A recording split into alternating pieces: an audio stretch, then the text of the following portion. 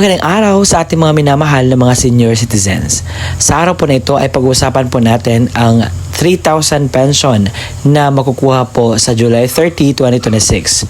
Ang mga importanteng announcement ay na dapat nyo pong malaman. Sa araw po na ito ay ipapahayag ko ang 5 bagay na dapat nyo pong makuha sa vlog na ito. Una riyan ang mga lugar kung saan may magaganap na payout sa social pension for indigent senior citizens. Pangalawa, ano ang oras po ng inyong payout? Pangatlo, saan po ba gaganapin ang inyong payout? Pangapat, ano ba ang kompleto mga requirements na dapat mong i-ready? At panglima, mga pangalan sa nakalista na kukuha ng pensyon. Kaya naman, tapusin mo ang video nito hanggang sa dulo nang sa gayon makuha mo ang punto ng video kong ito. At hindi ko napapatagalin pa ang oras na pag-usapan natin ang bagay na ito. Kaya naman, let's go! Sa Sofronia Española sa Abueg Gymnasium ay meron po magaganap na payout sa July 30, 2026 alas 8 po ng umaga. At ito po ang mga listahan sa mga kasali na kukuha na pensyon. Pakipost lang po ng video ito nang sa gayon po ay makita po ninyo. Sa Lumiad ay meron po magaganap na payout sa July 30, 2026 sa third quarter social pension payout at magaganap po ito sa Lumiad Gym. At ito po ang mga listahan sa mga pangalan na kasali po.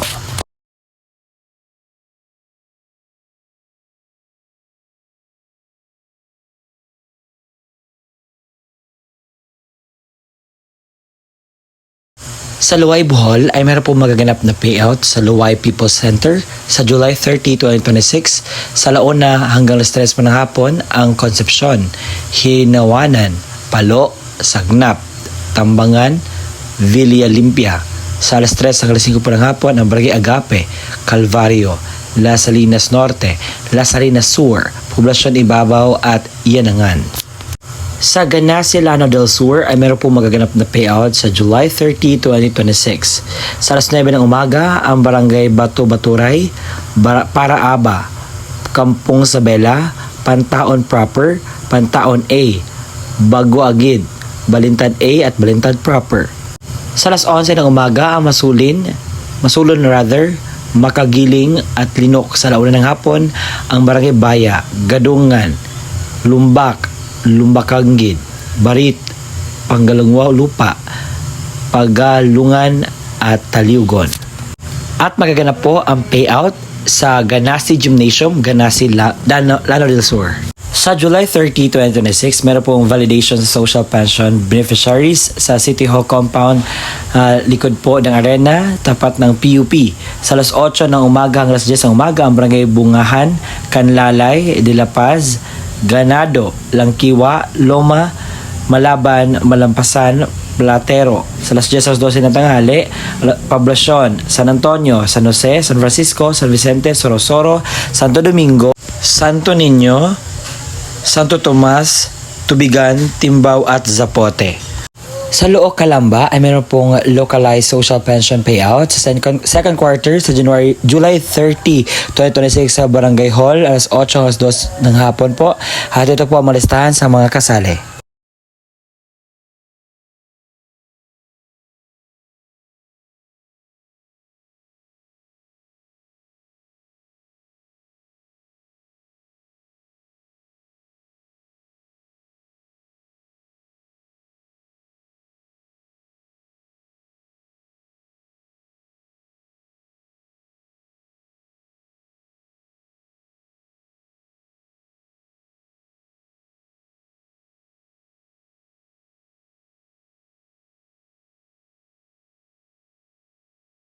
Sa munisipalidad ng Kadayangan ay meron pong magaganap na payout sa social pension sa July 30, 2026 sa Barangay Musdeng, Tumbras, Malingaw sa Tumbras Covered Court, Kadayangan. Sa South Caloocan ay meron po magaganap na payout sa July 30, 2026 sa Barangay 149 hanggang 151, alas 10 hanggang 11 ng umaga sa Galino Covered Court, Barangay 102. Sa alas 11 hanggang 12 ng tanghali ang 152 hanggang 155 sa Galino Covered Court, Barangay 102. Sa alas 12 hanggang 1 ng hapon ang 156 to 158 sa Galino Covered Court, Barangay 102. Sa laon alas 2 ng hapon 159 to 161 at sa alas 2 ng 3 ng hapon 162 hanggang 164 sa Galino Covered Court, Barangay 102.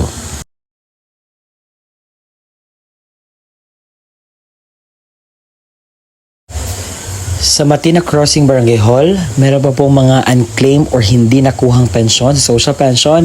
Sa July 30, 2026 po ay meron po kayong chance na kunin ito sa Matina Crossing Barangay Hall alas 8 hanggang 10:30 ng umaga. Sa Los Baños ay meron po magaganap na payout sa 60 to 70 years old, first quarter and second quarter sa July 30, 2026. At magaganap po ang payout sa Evacuation Center, Baybayin, Timugan, Mayundon at Bembang sa Linta Covered Court, Alnos Covered Court, Nabayog Covered Court. At ito po ang mga listahan sa mga pangalan na kasali.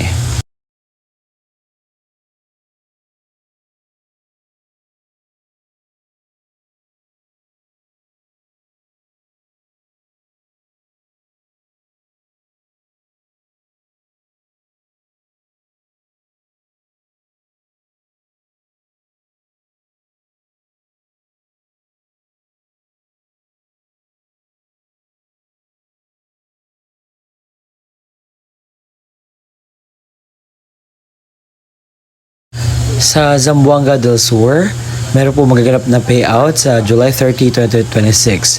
Sa morning, ang venue po ay sa Santa Cruz Barangay Hall sa Dawagan Norte, Santa Cruz at Bukong. Sa July 30 naman sa hapon sa Bagong Lupa Barangay Hall, ang barangay ay na magpipayout ay Barangay Bagalupa, Langapod, Binayan, Dipaya, Kugonan at Nuburan.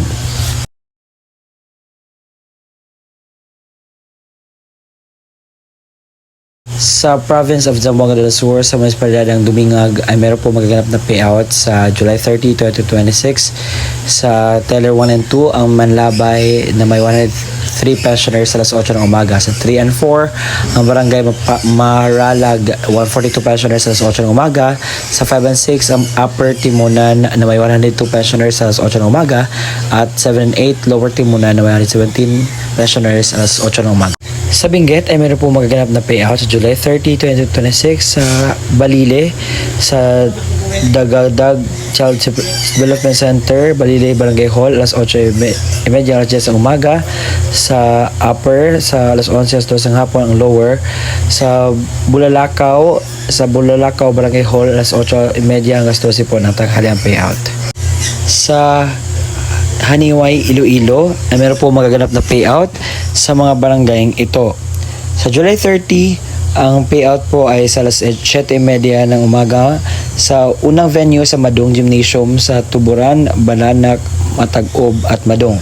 Sa Guadalupe Gymnasium ang Tularocan, Damuong at Guadalupe. Sa MSSD Old Kabakan ay meron pong maganap na payout schedule sa July 30, 2026 sa Barangay Tamped at Barangay Simbuhay sa covered court ng Simone ang inyo pong payout. Lugar kung saan may magaganap na payout o bigayan ng pensyon para sa ating mga minamahal na kwalipikadong senior citizens. Sa mga nagtatanong, sir, totoo ba itong sinasabi mo? Hindi ba ito fake news? Hindi po iyan fake news dahil naka-include na po ang mga details na dapat nyo pong ma-inculcate, malaman, maramdaman. Kasi gusto ko pong sabihin sa inyo, dahil maraming nasabi, fake news namang sinasabi nyo. Hindi po ito fake news. Ito ay batas po ang Social Pension for Indigent Senior Citizens. At kung hindi ko man nakita ang inyong mga lugar, you can just go to the near barangay sa inyo at alamin kung meron na bang update sa inyong Social Pension for Indigent Senior Citizens. Kung kasali ka pa ba, meron bang update o ano ba ang gusto mong malaman na increase patungkol po sa inyo pong magaganap na pensyon. Baka yung iba hindi na nakatanggap dahil meron pong validation. Kapag hindi ka pa makapunta sa validation, automatic tanggal ka na po. And sir, ano ba yung mga requirements nito para payout kami? So ito po ang kumpletong requirements na dapat mong i-ready. Social pension requirements. Kapag ang senior citizens mismo ang pupunta sa venue, ito po ang kanyang dalhin. Una, original OSCA ID at national ID. Pangalawa, photocopy ng senior citizens ID na may 3 lagda o thumb mark sa hindi na po makakapirma. Kung ang representative ng senior citizens naman ang kukuha, ito po ang dapat niyang dalhin. Una, original at photocopy ng ID ng senior citizens ID na may 3 lagda o thumb mark sa hindi na po makakapirma. original at photocopy ng valid ID ng representative o government issued ID lamang na may 3 lagda o thumb marks sa hindi na po makakapirma. Sulat, pahintulot or authorization letter mula sa senior na mayroong pirma, thumb mark at naayon sa format mula sa DSWD, makukuha po ito sa inyo pong barangay. Pang-apat, kopya ng litrato ng senior citizens na may kasamang representative na may hawak na updated newspaper. Kung ang kukuha naman ay representative ng namayapang senior, ito po ang kanyang dalhin. Una, original at photocopy ng ID ng senior citizens or certificate of membership mula sa OSCA kapag wala na itong OSCA ID na photocopy. Pangalawa, original at photocopy ng government issued ID ng representative. Pangatlo, original na kopya ng death certificate na naka-certified true copy. Paunawa, ang mga namayapang pensioner ay makatanggap lamang ng kanilang pensyon depende sa quarter kung kailan nimao ang alinsunod sa alintunin mula sa DSWD. At yun po ang kumpletong detalye sa inyo pong makukuhang pensyon sa araw po na aking sinasabi. Salamat po sa pakikinig hanggang sa susunod na aking upload. Bye-bye.